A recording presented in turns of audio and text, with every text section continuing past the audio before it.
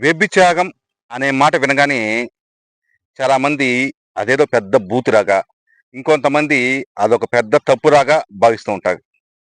కానీ నిజంగా చెప్తున్నా, ఈ వ్యభిచారమే లేకపోయుంటే, ఈ పాటికి మన దేశంలోనే ఎత్తుకుందాం, మానవ భంగాలు అత్యధిక సంఖ్యలో జరుగుండేది. సరేనా? ఇది గుర్తించే అనేక దేశాలు వ్యభిచారాన్ని చట్టబద్ధం చేశాయి. వాళ్ళు వ్యభిచారం నిర్వహించుకోవచ్చని వాళ్ళకి లైసెన్సులు గూడా ఇచ్చి, ఒక ఐడెంటిటీ కార్డ్ గూడా ఇచ్చింది.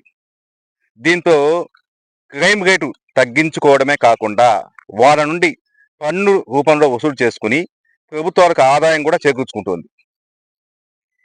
ఇవన్నీ మన ప్రభుత్వాలకు కూడా తెలుసు.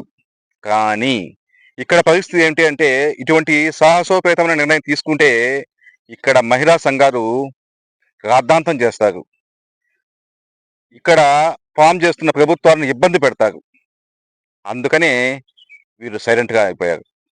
ఈ వ్యభిచారం కాయానికి ఒకవైపు కొవ్వెక్కి కోరికలు తీర్చుకోవడానికి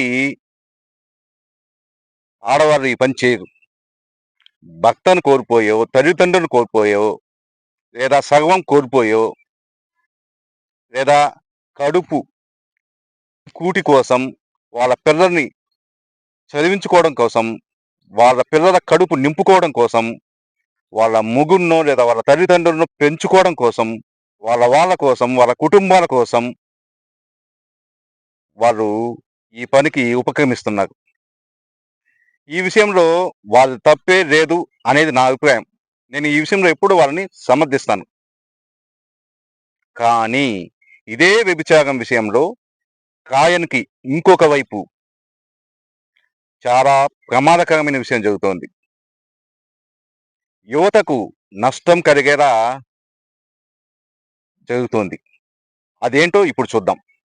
అనేక మంది అమాయకపు అమ్మాయిలను ఉద్యోగాల పేరుతో ఎగవేసి అటు తిప్పి, ఇటు తిప్పి మెల్లగా ఈ పడుపు గుత్తిలో దింపుతున్నారు. వాళ్ళు కాదు, కూడదు అంటే నయానో, భయానో వాళ్ళను బలవంతంగా ఈ వృత్తి చేపిస్తున్నారు. వాళ్ళకు 500-1000 మాత్రమే రోజుకిస్తారు. కానీ వీళ్ళు వాళ్ళ ఒక్కొక్క వ్యక్తి నుండి 50,000 దాకా సంపాదిస్తారు.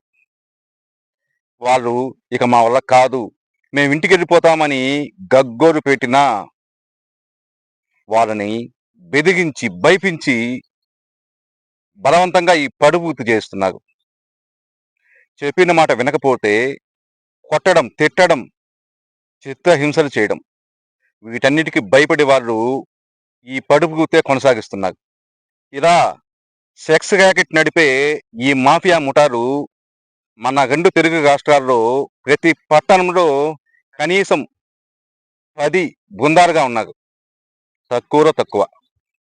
వీళ్ళకు రాజకీయ నాయకుల అండదండలుంటాయి. కొంతమంది పోలీసులకు మామూళ్ళు గూడా పంపుతారు. కానీ ఈ విషయం అందరికీ తెలుసు. అందరికీ తెలిసిన ఇదొక ఓపెన్ సీక్రెట్. కానీ ప్రశ్నించేవాడు లేదు, పట్టించుకునేవాడు లేదు. ఈ వ్యవహారమంతా ఆన్‌లైన్ ద్వారా జరిగిపోతోంది.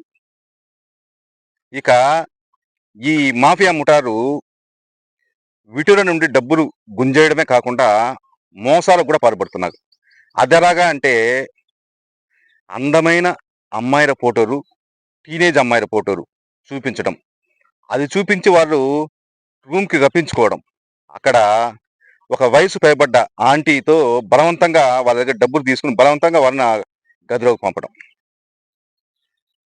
కొంతమంది ఎలాగంటే, ఒక నైట్‌కి అమ్మాయిని మాట్లాడడం, 10,000, 25,000, 15,000 తీసుకోవడం. ఆ తర్వాత ఒక్క షాట్ అయిన వెంటనే అద్దే పోలీసులొచ్చేస్తున్నారని వాళ్ళను భయపించి, వాళ్ళు అక్కడి నుంచి పలాయనం చిత్తగించేలా చేయడం. ఇవన్నీ అలా ఉంటే పోనీ మనకనవసరం. కానీ వీళ్ళ చేతిలో ఎంతోమంది పసిమొగ్గల్లాంటి అమ్మాయిలు కొన్ని వేల మంది నలిగిపోతున్నారు. ఈ విషయంలో అప్పుడప్పుడు అక్కడక్కడ కేసులు పెడుతూనే ఉన్నారు. అలా కేసులు పెట్టడం వల్ల ఇటువంటి అసాంఘిక కార్యక్రమాలు ఆపబడవు. మీకు ఒక పక్క కేసులు పెడుతూ ఉంటే ఇంకొక పక్క జరుగుతూ ఉంటాయి. దీనికి పరిష్కారం ఒకటే.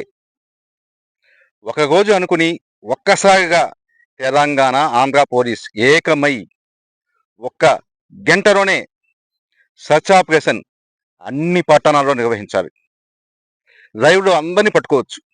అదే విధంగా అక్కడ దొరకని వాళ్ళను వాళ్ళ ఫోన్‌లు ట్రాష్ చేసి వాళ్ళను కూడా ఆ రోజే ఎక్కడ ఉన్నా పట్టుకునేలా అందరూ ఒక్కసారి ఏకమై ఆంధ్ర, తెలంగాణ పోలీస్ చర్య తీసుకుంటే ఖచ్చితంగా దాదాపు 70% ఇటువంటి సెక్స్ రాకెట్ మాఫియా ముఠాలను అరికట్టొచ్చు.